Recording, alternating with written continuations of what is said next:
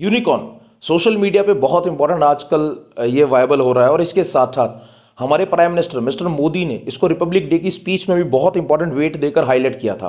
What is unicorn? ये term जो है actually it is related to the startup companies.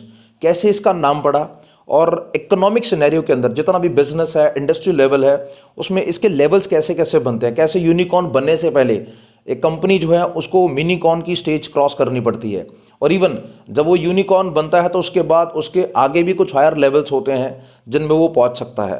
So government की तरफ से, हमारे गवर्नमेंट की तरफ से कैसे इसको प्रमोट किया गया और सबसे बड़ी चीज़ जो कि यूपीएससी प्लस जितने भी कॉम्पिटेटिव एग्जाम्स में वहाँ पे इसका क्वेश्चन की प्रोबेबिलिटी बनती है ग्लोबल यूनिकॉर्न इंडेक्स जो रिसेंटली दिया गया था, which is that organization which gives this name. So these all things we'll cover in this part of the video. This is important from the general point of view also, जो भी economic studies से deal करते हैं उनके लिए, plus बाकी competitive exam में तो है ही। So let's cover these all things in informal manner. सबसे पहला जो part आता है, what is unicorn? Unicorn ये वो companies होती हैं जिनकी estimated value that is more than $1 billion.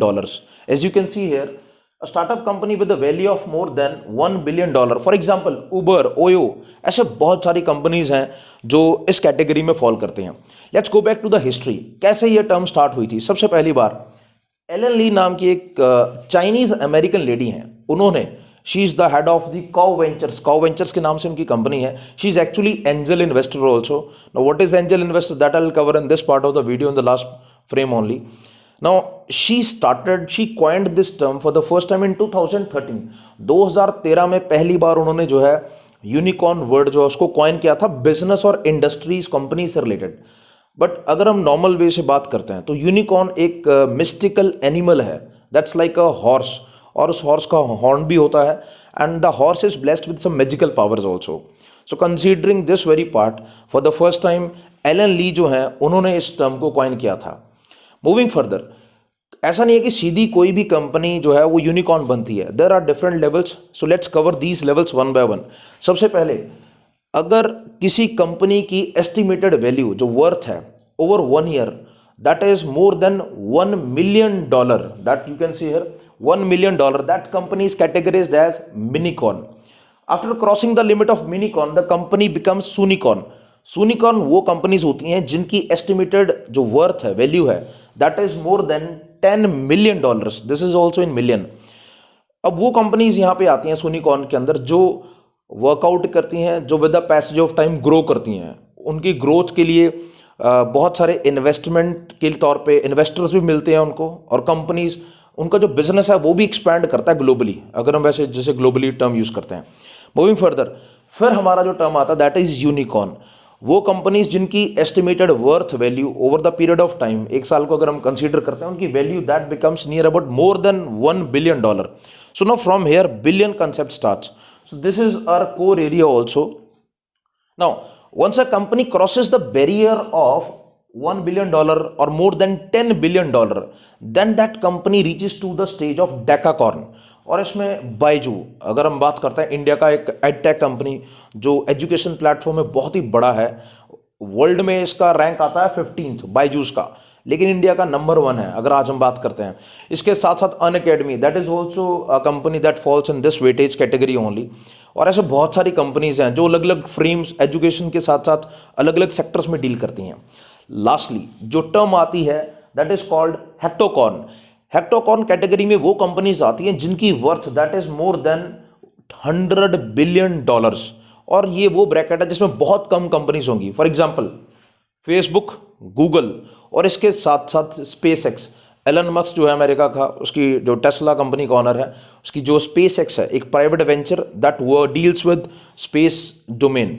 So that is also a company that is into this bracket only. अगर इंडिया की हम बात करते हैं, इंडिया में as of now by the year of 2022 we have more than 55 के आसपास जो है कंपनीज हैं हमारे पास यूनिकॉर्न ब्रैकेट के अंदर। और सबसे इंपॉर्टेंट चीज़ क्या है, अभी रिसेंटली 2021 के अंदर जो ग्लोबल यूनिकॉर्न इंडेक्स आया था उसमें इंडिया का जो रैंक है वो 3rd है, that is most important. Now let's cover this also. Global unicorn index जो दिया गया था by Hurun research institute, as you can see here, Hurun Research Institute. It is a London-based organization. In 1998, it was started. So now, this very institute, it gives the unicorn index every year, annually देते हैं. Now, from UPSC point of view, जो भी question बनेगा यहाँ पे, उसमें they will ask you regarding the organization, which organization has given this index. So the answer will be Hurun Research Institute. Now, as per this, USA is the top-notch country जिसके अंदर more than 487 के आसपास unicorn companies आती हैं, followed by China second level पे. इनमें near about 301 के आसपास यूनिकॉर्न कंपनीज हैं. Now India, as India is on the third stage और थर्ड लेवल पे है. इंडिया के पास 54 कंपनीज है यूनिकॉर्न लेवल की. I am talking about the unicorn level mainly. और ये दिसंबर 2021 में जो इंडेक्स रिलीज हुआ था उसके बिहाफ पे है. फोर्थ नंबर पे यूके आता है. And it's not like we have reached here very easily. India has surpassed so many developed countries also. For example France, इसके साथ साथ कैनेडा और बहुत सारी कंट्रीज को ओवरकम करके इंडिया का रैंक यहाँ पे आया है. नाउ एक और इंपॉर्टेंट चीज़ है, जब भी कोई स्टार्टअप कंपनी स्टार्ट होती है तो gradually the target is to reach up to that level कि वो यूनिकॉर्न बने. कई बार ऐसा भी होता है कंपनीज के पास इन्वेस्टमेंट नहीं होता. सो अगर कंपनी स्टार्ट हो जाए, वो कंपनी धीरे धीरे ग्रो कर रही हो, तो जो जो बड़े बड़े हब्स होते हैं, बड़े बड़े हाउसेस होते हैं, इन्वेस्टर्स होते हैं, so they look for such companies.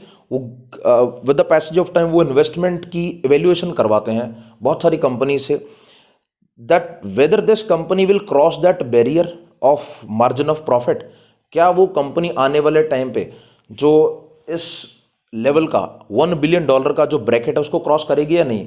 तो कुछ कंपनीज प्राइवेट शेयर होल्डर जो होते हैं वो इन्वेस्ट करते हैं ऐसी छोटी कंपनीज में, and they buy them and gradually those companies they grow a lot. So ऐसे बहुत सारे एग्जांपल इंडिया में हो भी चुके हैं, फॉरेन लेवल पे भी हो चुके हैं ऐसे. Now most important, startup culture जो है, अगर हम यूनिकॉर्न कल्चर की बात करते हैं, इंडिया में प्रोवाइड करने का क्रेडिट जाता है एक तो गवर्नमेंट ऑफ इंडिया को. That's very sure. Government of India ने बहुत सारी ऐसी स्कीम्स लॉन्च की थी, स्टार्टअप इंडिया, स्किल इंडिया. इसके साथ साथ बहुत सारी स्कीम्स हैं. मुद्रा बैंक से लोन लेना एंटरप्राइजेस को कंटिन्यू करने के लिए, छोटे मोटे बिजनेस को चलाने के लिए गवर्नमेंट की तरफ से मुद्रा बैंक से लोन लिया जाता था. सो दैट वे एक सबसे इंपॉर्टेंट टर्म है जो मैंने स्टार्टिंग में डिस्कस की थी, that is called as angel investor, as you can see here. Now what is angel investor? देखिए, मैं यहाँ पे एग्जांपल लूंगा रतन टाटा जी का. रतन टाटा एक ऐसा नाम जो भारत के साथ साथ दुनिया में सबसे ज़्यादा फेमस है इंडिया के एंटरप्राइज डोमेन के अंदर. ऑलरेडी इनका बहुत बड़ा वेंचर है, he has lot of worth of money also. Now hidden way से अगर हम देखते हैं, इन्होंने छोटे छोटे कंपनीज को बहुत सारी कंपनीज में सपोर्ट के तौर पे इन्वेस्टमेंट किया हुआ है. Now such kind of people who invest in small companies for their growth also, these people are called as the angel investors. दुनिया में बहुत सारे एंजल इन्वेस्टर्स हैं, as I told in the beginning also. Ellen Lee, she is also angel investor. इसके साथ साथ India में भी बहुत सारे हैं. मैं यहाँ पे एग्जांपल लूंगा पेटीएम का, as you might be knowing about this also. Paytm जो कंपनी है उसमें भी रतन टाटा जी का जो है बहुत इंपॉर्टेंट शेयर था. The amount is undisclosed. So we have number of people who are supporting the small setups also. और ग्रेजुअली आज हमारे देश के जो है जो ग्रोथ है यूनिकॉर्न की वो बढ़ती जा रही है. अभी जो रिपब्लिक डे की स्पीच थी प्राइम मिनिस्टर मोदी की, उसमें भी उन्होंने बोला था bye the year of 2025 will be having a lot of unicorn companies, and gradually it is also possible that we might take over China also. So this is very positive step when we talk about the India's economic scenario.